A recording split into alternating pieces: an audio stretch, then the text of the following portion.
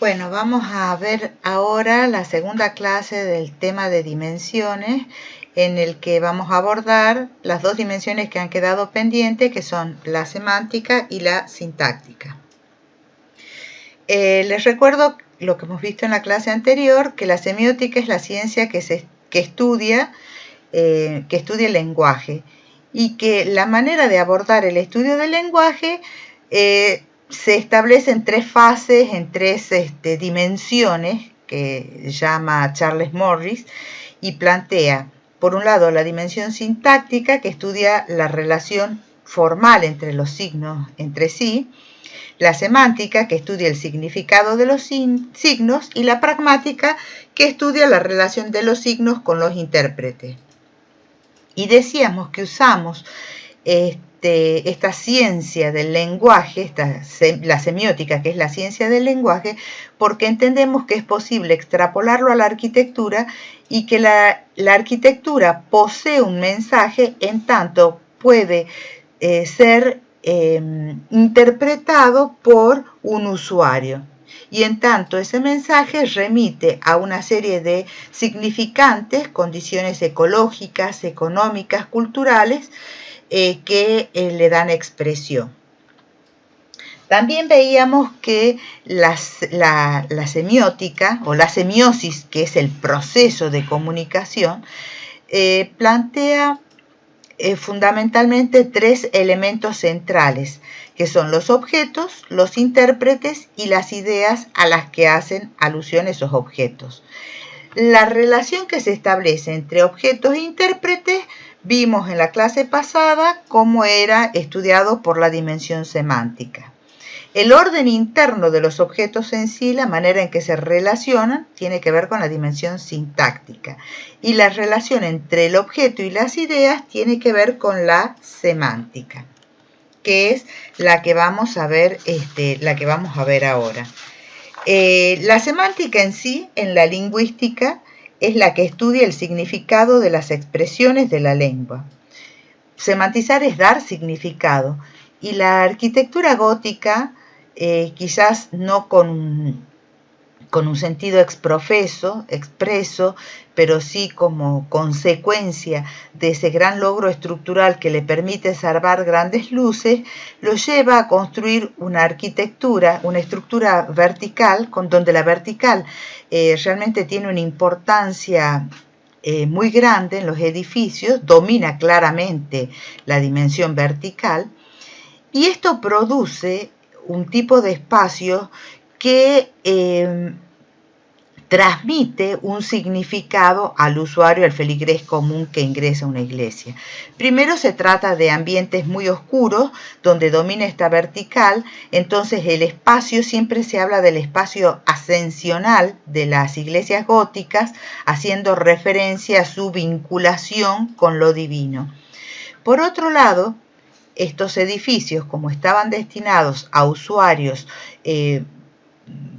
poco instruidos, que no sabían leer ni escribir, tenían todo un ornamento con esculturas, con pinturas, con vitró, alusivos, con imágenes alusivas a cuestiones religiosas. Entonces, todo el interior de la catedral es en sí misma como un libro abierto que cuenta historias y hace referencias a distintas anécdotas. Este es el caso de la Abadía de Westminster en Londres, que como cualquier otra iglesia gótica pueden ver la verticalidad en la nave central y la presencia de los vitrós y de las esculturas en las paredes. Un aspecto fundamental en esta idea de semantizar los espacios es el tema del carácter y de la escala. El carácter, dice Martín Hernández, es la adecuación de un programa arquitectónico con el destino del edificio, con el destino para el que se construyó un edificio. Y es un rasgo que caracteriza a las construcciones en su tiempo, en su lugar y en un cierto género de la arquitectura.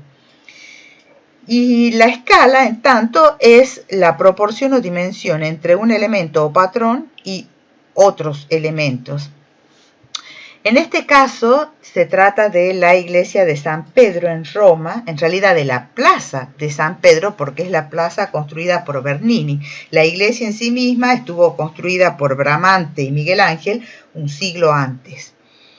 La plaza de San Pedro, y esto ya lo hemos planteado en diversas clases, tiene un carácter monumental porque claramente está dirigida, es la sede del culto católico, por lo tanto es la sede mundial, central del culto católico, por lo tanto está planteada a una escala mundial para todo ese público.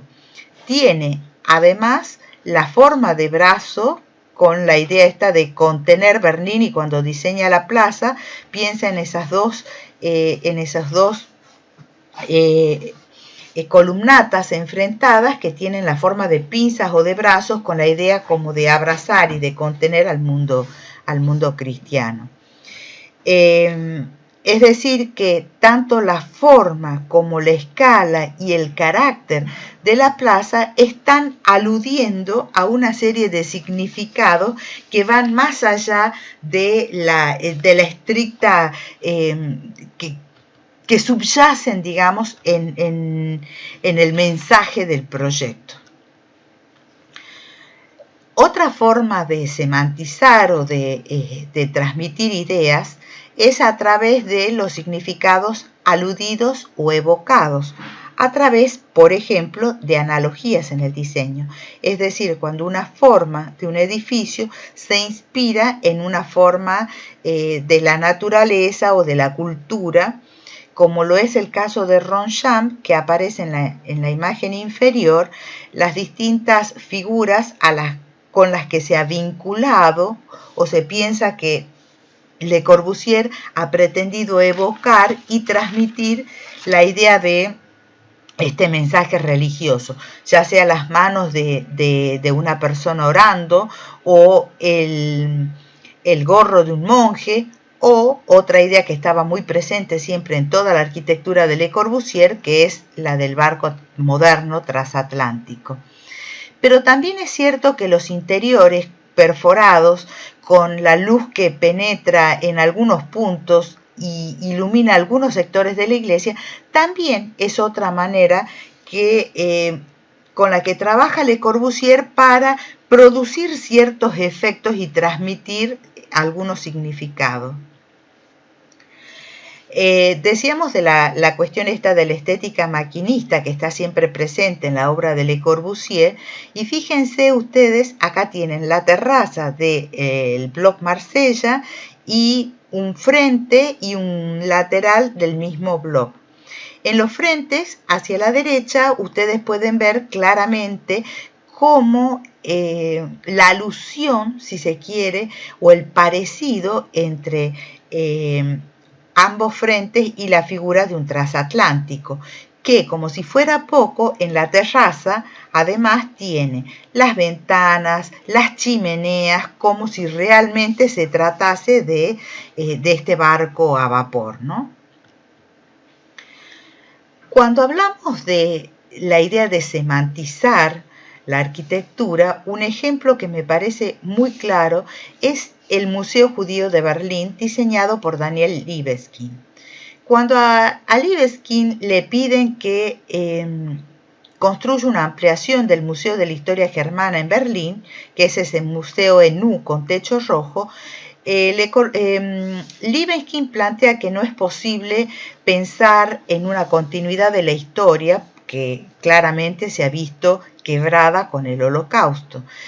Y además piensa que esto se tiene que reflejar en el proyecto y en el edificio, claramente. Por eso es que la ampliación tiene esta forma extraña como de una víbora, con estas formas quebradas. Incluso se destacan hacia el exterior del proyecto dos elementos: la chimenea con la torre del horror y el jardín del exilio, que es este parque cuadrado que se ve hacia uno de los extremos. Y entonces Libeskind plantea que el acceso incluso es común a ambos edificios y se realiza por el edificio viejo, pero para entrar a la ampliación del museo es necesario descender al subsuelo y de ahí entrar a un nuevo mundo, que es el museo propiamente dicho. Y este museo, plantea Libeskind, está totalmente lleno de mensajes. Desde la propia historia y el partido del proyecto, que se resuelve con 3 ejes, que él llama Between the Lines. Y estos ejes representan, por un lado, el eje de la continuidad y de la historia del pueblo judío después de la guerra, que es esa línea roja que sube y que visita todo el museo. Otro eje que termina con esa imagen a cuadritos, que es el Jardín del Exilio, y otro eje que termina con la Torre del Holocausto, tratando de representar de alguna manera las 3 posibles suertes que corrió el pueblo judío que vivía en Alemania. Incluso en el eje de la continuidad, no solamente se exhiben las salas con obras de artistas alemanes vigentes, vivos, digamos, que cada tanto podemos observar en el tratamiento de los muros esas ventiluces que permiten el ingreso de la luz del exterior, que tienen estos ángulos agudos tan quebrados que producen un efecto bastante traumático en el visitante, ¿no? Y este eje de la continuidad presenta cada tanto grandes vacíos que están significando la ausencia de obras que no se pudieron producir porque los artistas murieron en el Holocausto, ¿no? Otro de los ejes, que es el del exilio, termina en este Jardín del Exilio, que significa, Libeskind juega mucho con esto de los con lo sensorial, ¿no? Con los sonidos, con las temperaturas, con las rugosidades. Entonces, para visitar el Jardín del Exilio, primero hay que salir al exterior, con lo cual se presenta un choque térmico muy importante, ¿no? Porque siempre el exterior está mucho más frío. Y el Jardín del Exilio consiste en una suerte de bloques muy regulares con un piso ondulado. Los bloques tienen arriba unos árboles de olivo y la verdad es que resulta muy fácil desorientarse en ese jardín a pesar de su forma tan geométrica. Y la idea de Libeskind justamente es mostrar la desazón, la idea esta de no saber qué es lo que nos depara el destino que tuvieron muchos de los judíos que tuvieron que irse de Alemania en la guerra, antes y durante la guerra. Y la Torre del Holocausto, que es el tercer eje, que termina, en la Torre del Holocausto, antes de llegar a la torre, que es un gran elemento que veíamos en el exterior aislado del museo, que no tiene ningún tipo de calefacción, entonces realmente siempre está helado, plantea la idea esta de tiene una escultura en un espacio, en un cruce de galerías a distintos niveles, con esta escultura, este vacío de la memoria que se llama de Menachem Kadashian, este arquitecto israelí, este artista israelí, que presenta una serie de caras hechas en metal por las que uno puede caminar y el eco retumba en esa triple altura, entonces simula una serie de ruidos y más el frío que se siente porque este sector tampoco está calefaccionado. Va preparando anímicamente al visitante para entrar luego a la Torre del Holocausto, que es ese gran edificio opaco que solo tiene unos pequeños ventiluces en la parte superior que lo vinculan al jardín del edificio de al lado, que es un jardín de infantes, el patio de un jardín de infantes donde se escucha jugando a los chicos, las risas de los niños jugando. Entonces, todas estas ideas están transmitiendo la idea de Libeskind de reproducir en el visitante las sensaciones, las emociones que sentía el pueblo judío en los campos de concentración o durante los distintos momentos traumáticos de la vida del pueblo judío. Esta es una imagen de la torre del Holocausto y de la parte superior donde se ve esa ventana que vincula al jardín.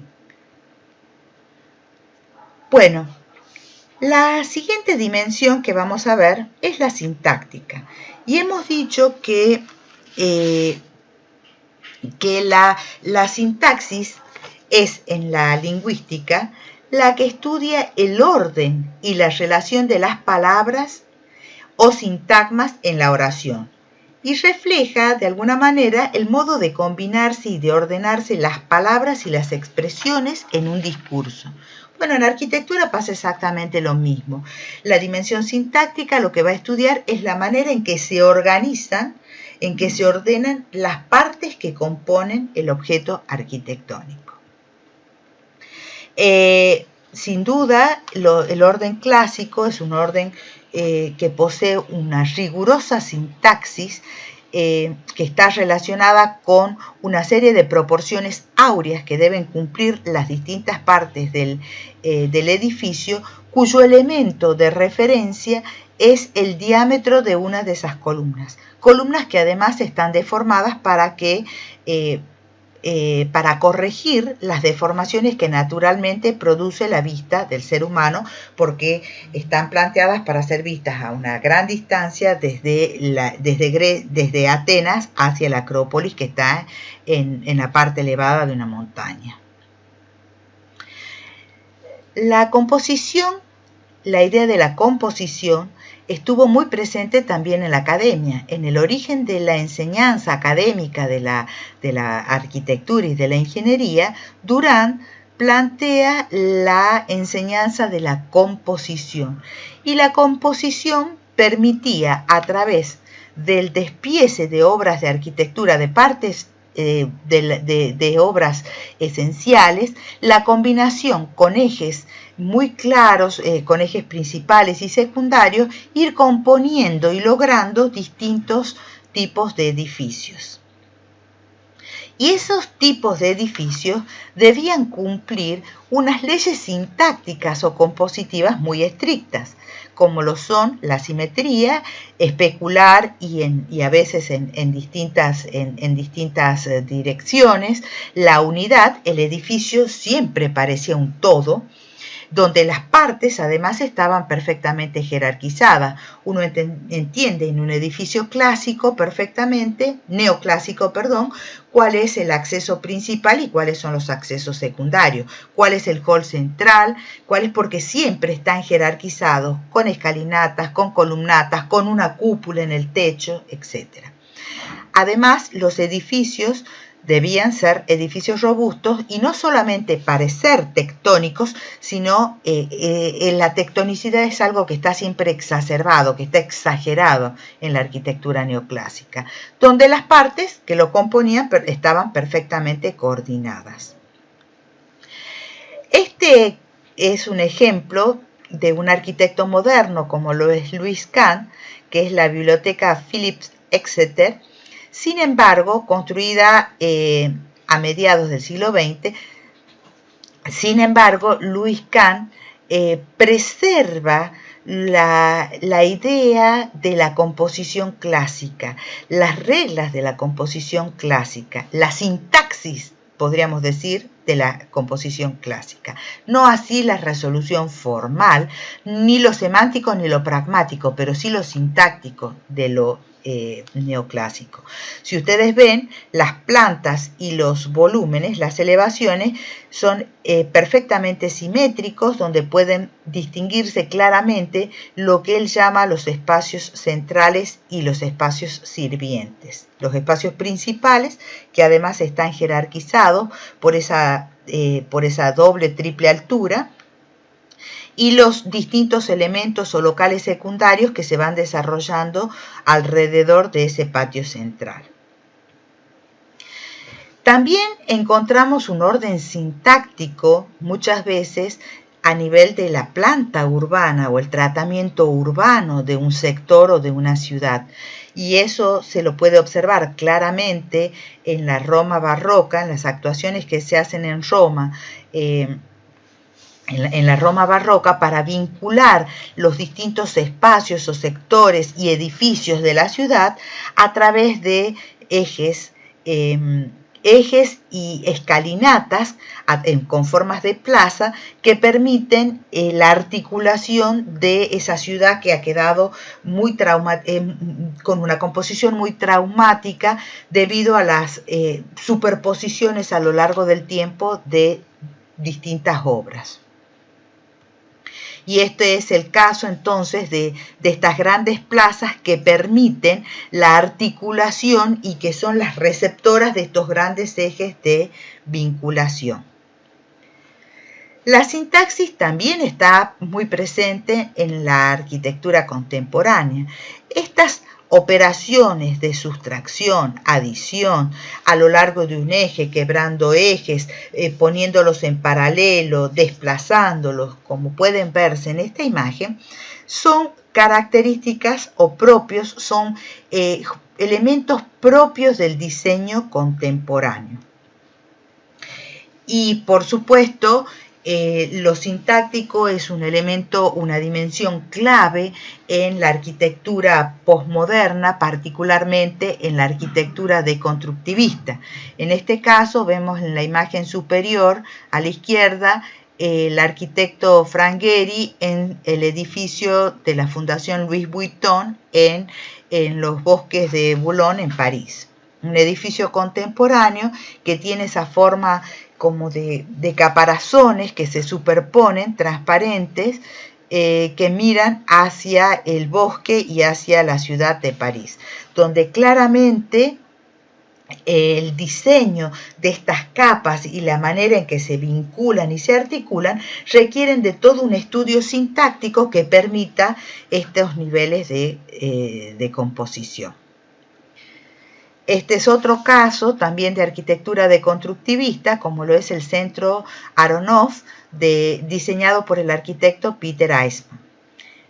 Cuando Peter Eisman tiene que realizar, en realidad es la ampliación del Centro Aronoff, había un edificio preexistente que es el edificio rectangular que puede verse en la imagen central.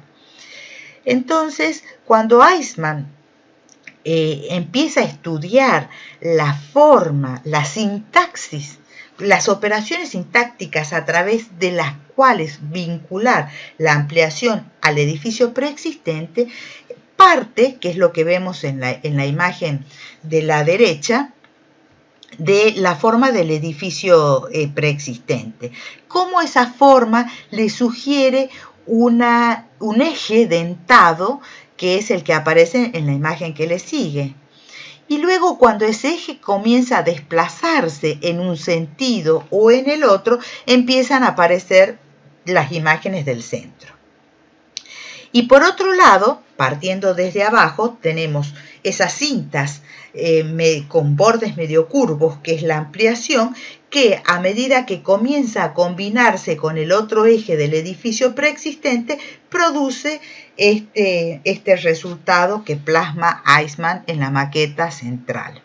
Otro caso de la Villa Rotonda o Villa Capra, que está diseñada por Andrea Palladio, por el arquitecto Andrea Palladio en 1591 y que está ubicada en Vicenza, en Venecia, en el norte de Italia. Se trata de un edificio cuadrado completamente simétrico que está inscripto en un círculo perfecto, que es lo que pueden ver en la imagen de la derecha. Por eso se la conoce también como Villa Rotonda. La composición es la superposición de un cuadrado con una cruz. Y tiene 4 fachadas que tienen a su vez un volumen saliente respecto al cuadrado original, con una galería o logia por la que se accede a través del exterior por una escalinata externa. Cada galería tiene un frontón que está decorado con esculturas que representan las distintas divinidades griegas. Y el acceso, los 4 accesos conducen a la sala principal central que está cubierta por una cúpula, claramente jerarquizada por esa cúpula central.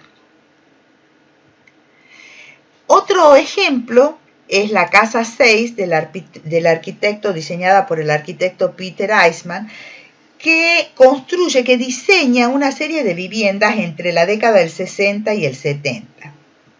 No se trata de una casa convencional, sino de una de las series de investigación de un ejercicio de laboratorio que finalmente se construye, en el que se ven las 3 operaciones sintácticas que utiliza, que son la inversión, el deslizamiento y el montaje. Dice el arquitecto Montaner respecto a la casa de Eisman, un texto que les voy a leer. Dice: el cubo se desmembra para enfatizar la tensión formal entre muros paralelos y perpendiculares que se entrecruzan en un centro y se extiende hasta la periferia. Peter Eisman quiere que lo que muestre el edificio sea exclusivamente la tensión entre los muros horizontales y perpendiculares. De manera provocativa, en los interiores, muebles, objetos y exigencias funcionales muestran su extrañamiento frente a muros completamente ciegos, aberturas que son cuadrados vacíos, muebles que se sitúan incómodamente entre los muros, mostrando la violencia entre el mundo real y el doméstico, y el de la lógica de la geometría.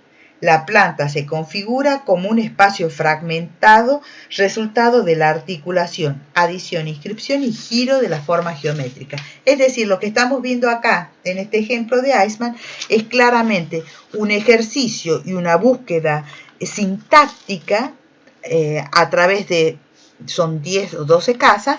Esta particularmente se construye para el matrimonio Frank en Estados Unidos.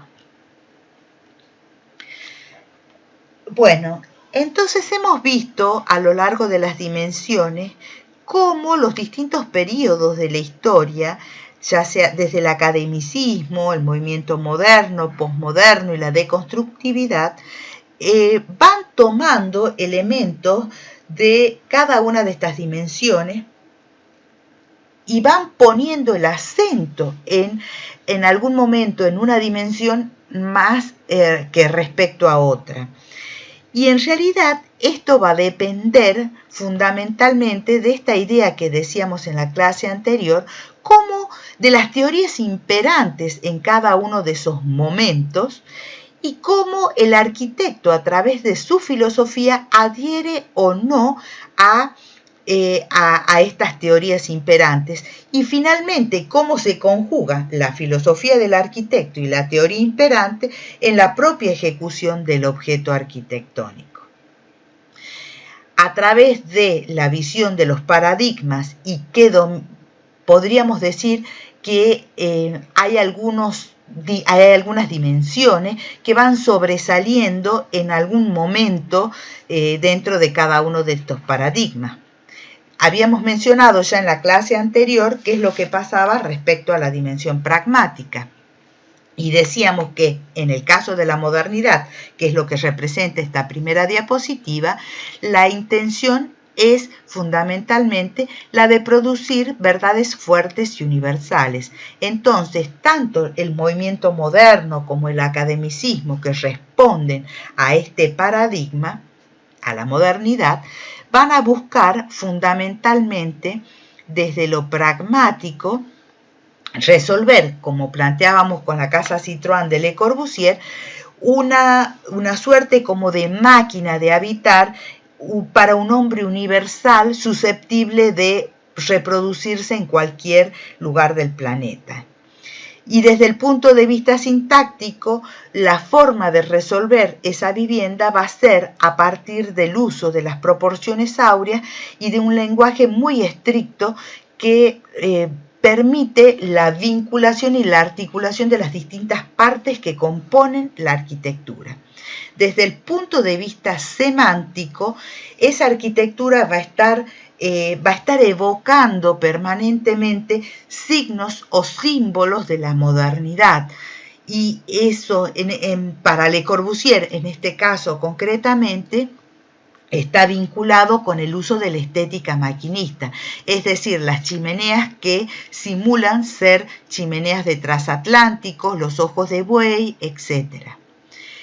La siguiente parte del cuadro planteaba cómo dentro de la modernidad había personas que adherían y exacerbaban esos principios de la arquitectura moderna, como lo planteábamos acá con la imagen de la casa Rietveld, de Gary Rietveld, y cómo los principios sintácticos y la idea entonces de semantizar la arquitectura a partir de ese despojo, de esa arquitectura despojada, del uso de planos y líneas, se vuelve como un recurso sobreexplotado por el arquitecto Rietveld, mientras que hay otros arquitectos como Sacriste, Barragán, Wright, Aalto, que también pertenecen al movimiento moderno, pero que hacen una readaptación no tan estricta de este lenguaje de la modernidad.